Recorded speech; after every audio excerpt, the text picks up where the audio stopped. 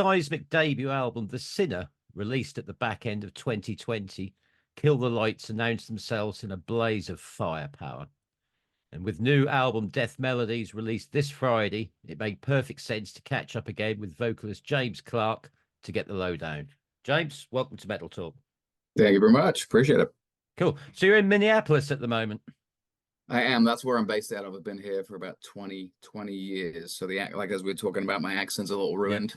Yeah. You had 20 years of, well, 18 years of England and some America on top of that, and it becomes Australian somehow. So I apologize. That's fine. That's fine. And with the Welsh boys there, yeah, you're perfectly happy discussing the weather all the time. Yeah. We've got a right mix of accents going on in the band for sure. So yeah.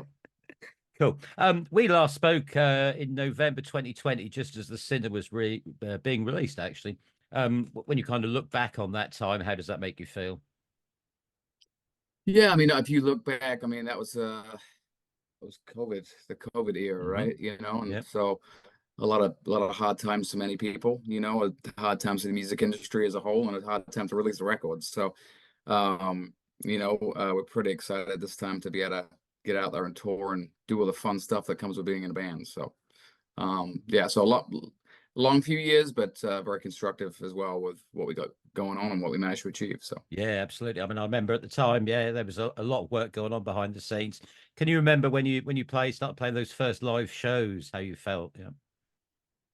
Yeah, I mean, it was such a relief. I mean, it was just, and again, you know, the first couple tours we did was still kind of under that COVID stringent kind of rules and testing every day and all that kind of stuff too. So, like I say, our upcoming European UK tour here, we're just super excited to get out with the boys and you know, kind of meet and greet the fans that we probably haven't had a chance to do yet. Yeah, I mean, The Sinner was received really well. Yeah, I mean, I think it, when you're out playing that live, that must have been quite an empowering experience for you. Yeah, it was great. Very well received by, you know, fans and press, and you know, you never know when you kind of get together as a group of guys but in previous bands what, you know, really what people are going to think about it. And yeah, it was really nice to see kind of, you know, we hoped we'd get such a response, but it was really nice to kind of get that affirmation.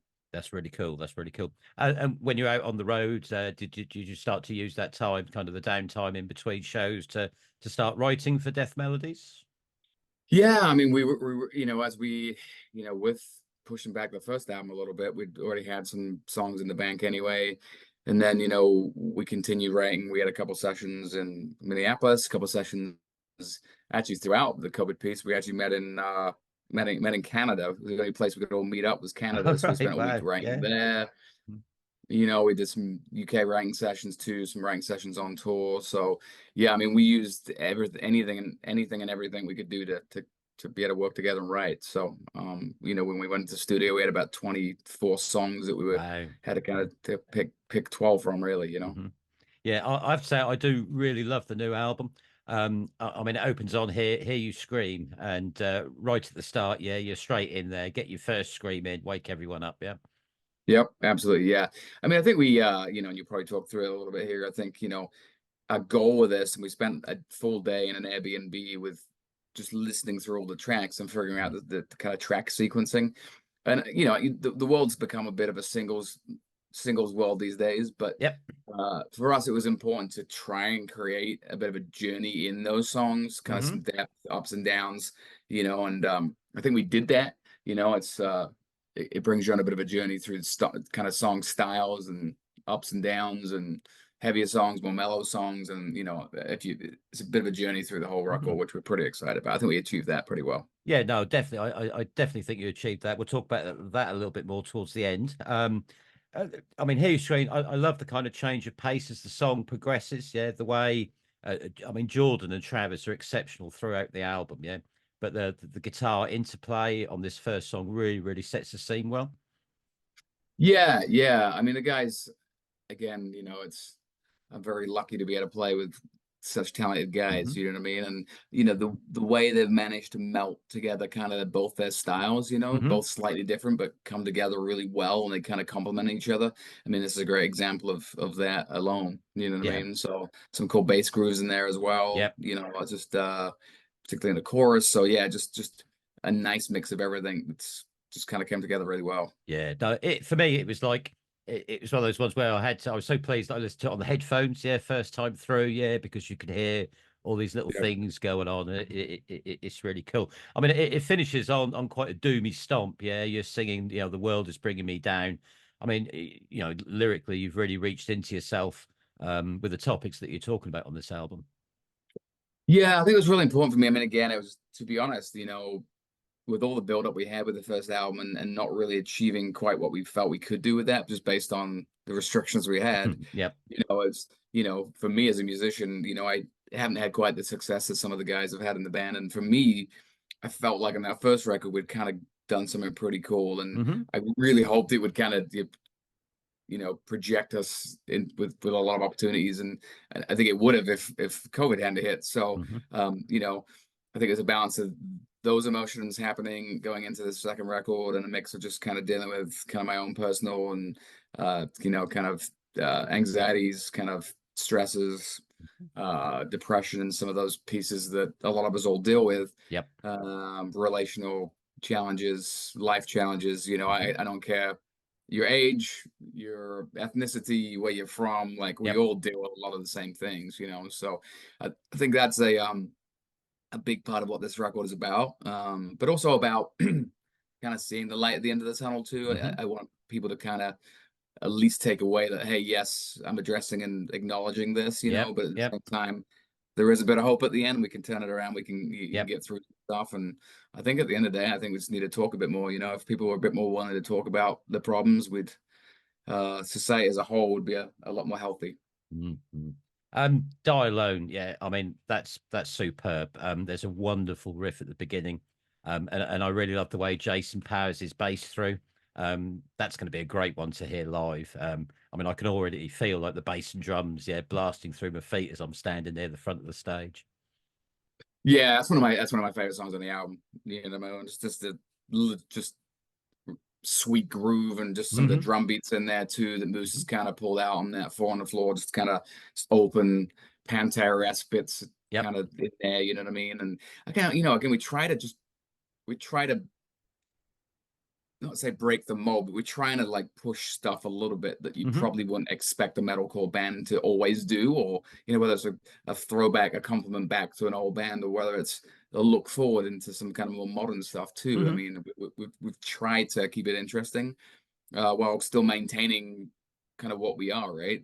We'll always be kind of founded in that metal/metalcore genre, but there's nothing wrong with exploring kind of different grooves, and Absolutely not. And and you've got a great sing-along part in the chorus too, yeah. And there's a slow down part before the epic solos, and then it's back to the chorus, and the riff is really big in the outro. I mean, when you have sections like that in a song, yeah, is that something difficult to craft together as you're writing? It kind of tends to, I mean, oftentimes, so we'll kind of do different phases. So certain songs will kind of write themselves. Other songs, like this one, that intro riff, which is also the outro riff. Initially, when we demoed it up, we didn't come back to that riff, but I was like, okay. I just hear that, like, some of the guys were like, maybe it's too obvious. I'm like, it's just such a good riff, though. I want to hear it again. I just feel like we need to go back to it, So that was one of the, we collectively were like, when we heard it like that, we're like, yep, that works, So I think oftentimes we'll have variations of songs, going into the studio. We may change sections of the songs. Some of the songs dramatically change when we're in the studio, and that's kind of the magic of the studio. But for the most part, we kind of pre-produce a lot of these demos going into it, knowing for the most part where it's going to land. So again, we've already written the album before you rework the album for studio. So that's kind of tend to how we've always worked, versus kind of being in the studio and writing and then having a completed product. And Chris Clancy, one of the producers too, is very good with that. Chris is really good with the pre-production piece and kind of figuring out, hey, this is a really strong point here vocally, or this is a really strong riff. We need to reiterate this riff, down the line, or bring it back in somehow, So I love Broken Bones too. I mean, that's another one that's going to be really cool live. So you're over here in April, yeah? How's your set looking? Are we talking 50-50 Sinner and Death Melodies, or? Yeah, it's I think doing 2-ish shorter runs in the UK previously, we didn't really flush out the love for everybody's the center, you know, but Yep. I think it's also important to kind of play the new tunes as well. So I think it's Mhm. gonna be a very, very solid mix. You know, we're playing for over an hour, so I think we're at like 14, 15, 16 songs for the Wow. set. So should be a pretty good balance of both, you know, probably a bit more sinner, and then, you know, a good seven Okay. news Okay. tunes. Okay. Cool. So we got the Cool. spread. I'll get me I'll get my pen out and mark down the ones you need to do. Brilliant. Bleeding. I mean, your vocal range really shines through here. I love again the way this song builds. Yeah, the second verse and the pace picks up wonderfully in the second verse, and you're screaming out and no one hears a word you say. You sing in the middle part. It's really atmospheric, isn't it? Yeah, I mean, I think for this, you know, I've been in bands for 20 years. I feel like I've musically this is the best Hmm. surrounding I've been in. Hmm. But I tried some for me, I tried some different things, whether it's falsetto, some different Hmm. screaming styles, some different singing types, you know. I did truly try and push myself to see where it would go. And believe me, it didn't always go, it wasn't always the right thing, you know, we had to Right. rewrite some Okay. stuff. It didn't always work, but Hmm. I think if you're not pushing yourself a little bit, you know, Yep. I could easily fall in doing the same, a very generic, same kind of song over and over again. Hmm. But I was trying to, again, with Chris Clancy, great vocalist himself. We just tried some different stuff, and if it worked, it worked, you know. Hmm. And I think trying to create some of that dynamic, where you have some subtle, soft falsetto or Yep. quiet, you know, that allows the heavy stuff to be way heavier, or the gang Mhm. scream or whatever it is to just be way more impactful. So trying to create as much dynamic in songs as possible. And then we picked some certain songs where we just wanted to bang all the way through and Yep. just you know, kind of just, you know, the vision was seeing everybody just headbang through the entire song. You know what I mean? And you need those songs too. So Yeah. I think we did a pretty good job of that. No, definitely. I agree that I love, like I say, I love the vocal range you've got. I love the different styles that you bring in. Yeah, it's just all ear candy. It already works together well. Scapegoat. Yeah, that's I love the shredding at the start of that one. I mean, you know, the whole band has really pushed out on this record. It's really impressive. Thank you. Yeah, yeah. And Scapegoat's kind of, you know, that kind of just sits in that kind of metalcore genre, really. You Hmm. know, that's Jay's zone right there with that screaming specifically. You know, and then just, you know, again, to open it with that kind of just solo groove. You know what I mean? It's just, yeah, Hmm. it's got a lot of energy to that. You know, that's another one that's likely going to be played live. Yeah, brilliant, brilliant. Man Without a Face, yeah. There's kind of in my eyes, there's kind of almost a late 80s, sort of early 90s feel to the verse around the riffs and the rhythm and your vocal. Yeah, that's Yeah, I mean that's one of my favorite songs on the album, to be honest. You know, I mhm. love that, just the groove to that too, just thrashy vibe to it, you know. Again, I and that was one of the ones I fought for on the record. What's Okay. interesting about the record is having 23, 24 songs, we really had to dig deep in deciding which 12 would make it, you know, Hmm. and that was one that was a bit borderline, Hmm. but for me it was one of my favorite tracks. So when you chat with the guys, I think most of us would have a little bit of overlap, but everybody's got Right. 3 or 4 different favorite songs out of Okay. 12, which is kind of crazy, but hopefully, which, you know, the listener finds out is a good thing, because it means you got some good songs on the album. So Yeah, no, that's cool. I mean, I'm definitely with you on that one. But I mean, even that song, yeah, you shove in a really fantastic melodic chorus. I mean, that's a real fist pump for the crowd. Yeah, there's the wonderful soft middle, and you know, this is another, to me, that's another epic song across, you know, a pretty epic album.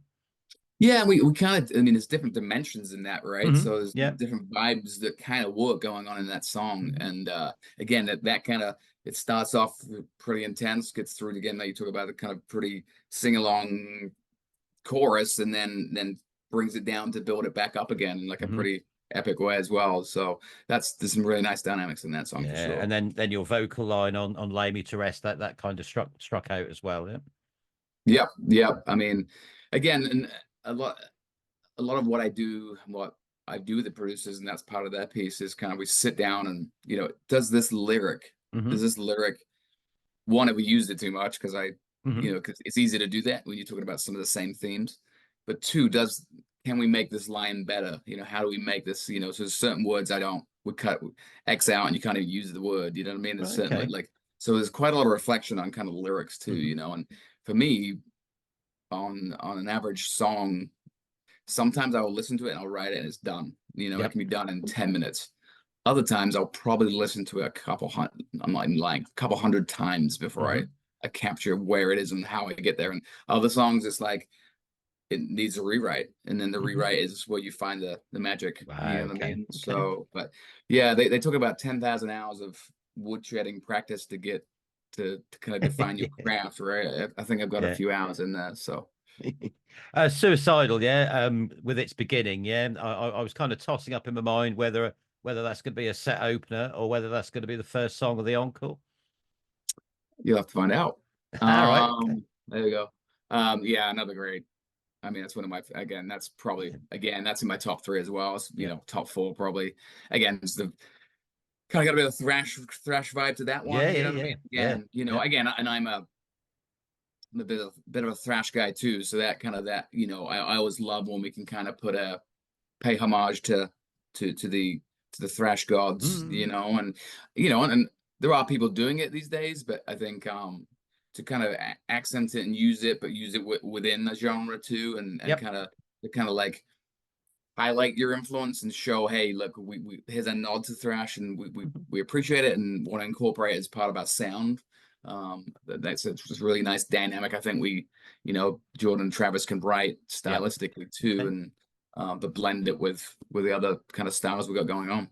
Okay. Cool. Cool. And you spoke about the journey through the album, yeah. And yeah, I'm kind of old school. I like an album, yeah. I'm not I don't like these waterfall single things, Yep. yeah, because it's dull, yeah. Um, but Death Melody finishes on Drowning, yeah. I mean, like I say, you've been very open about your health issues in the past, yeah, which makes Drowning quite an emotional listen when you listen to it in the context of the whole album. I mean, you start off with let's wipe away your tears and cover you in gold, and it's slow, it's poignant, yeah. And then you've got the main part of the song, and then you throw that line in towards the end as the album kind of just drifts to its close. So I was thinking, and I got goosebumps now. I was thinking, when you think about the aggression of the album and the power through the album and all the changes, yeah, it is a message of hope at the end, isn't it? Yeah, I think, and like it's funny because I appreciate you let me know that it's because it gives me that way. Hmm. And I think it's kind of at the end. I think it's just a collective release of breath, kind of like not a sigh, but just like a Hmm. feeling some of that weight.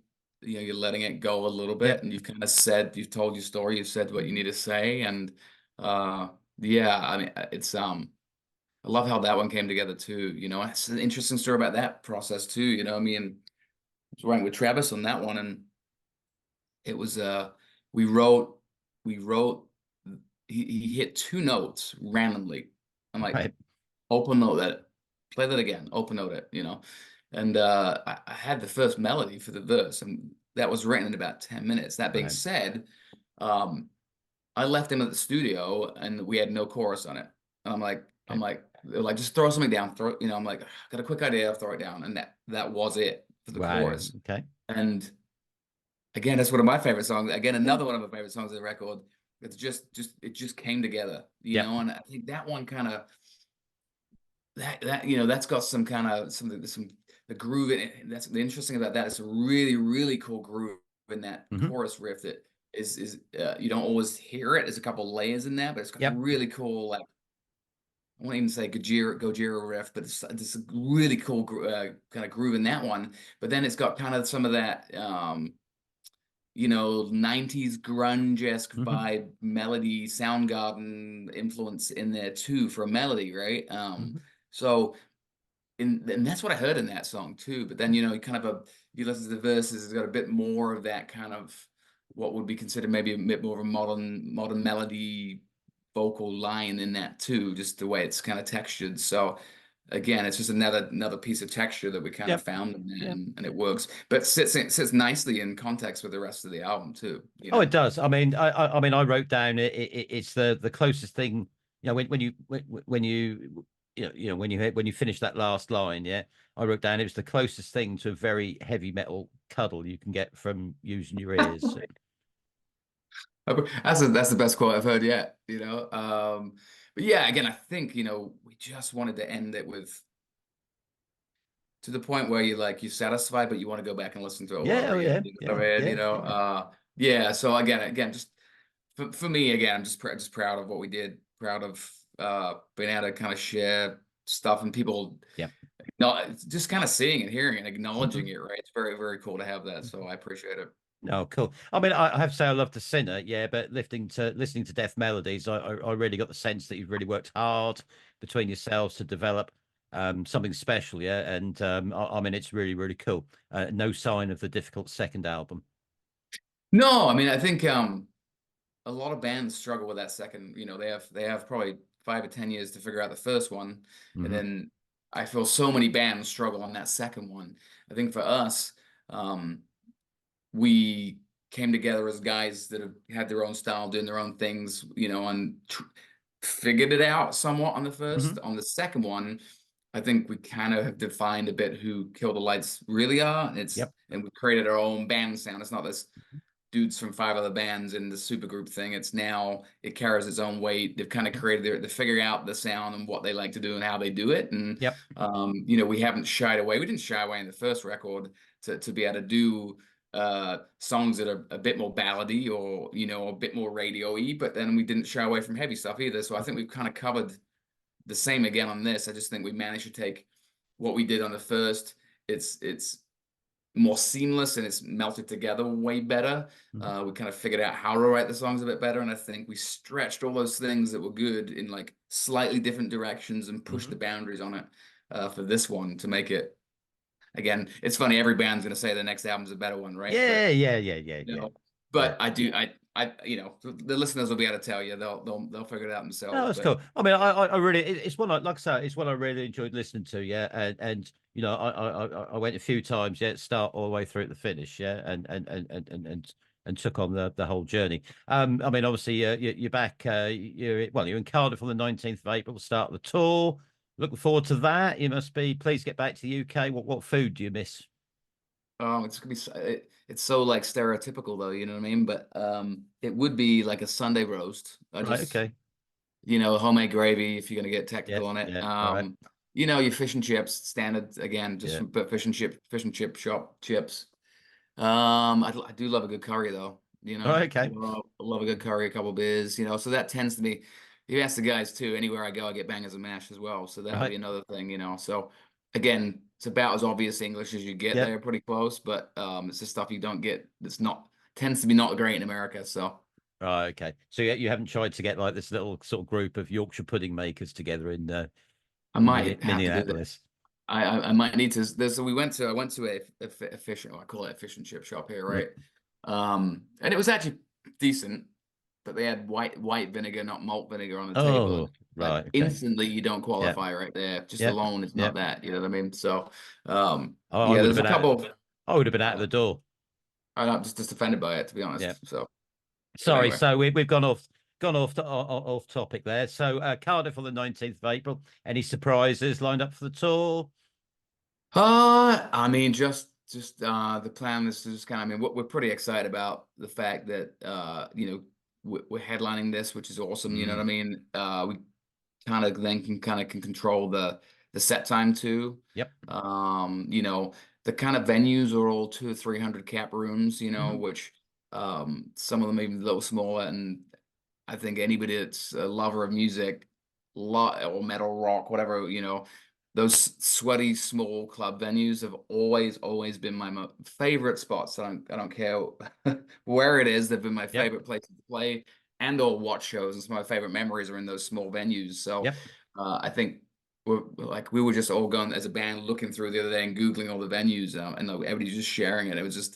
It's pretty cool. We're excited about just playing them. I mean, you had 150 people in some of those venues that Yeah. realistically the capacity is really not 150. Hmm. it's a great time. No, So I'm definitely with you on the sweaty venues. Dome on the 20th in London. Yeah, I'm trying to speak to the wife to get a pass for that. But I'm really looking forward to seeing you guys live.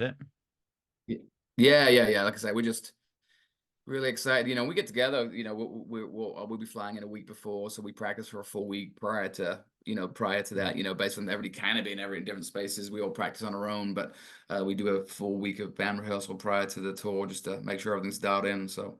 Cool, cool. So I wish you very best for the album. Yeah, Death Melodies. I think it's really, really special album. Good luck for the tour. Any message for the fans?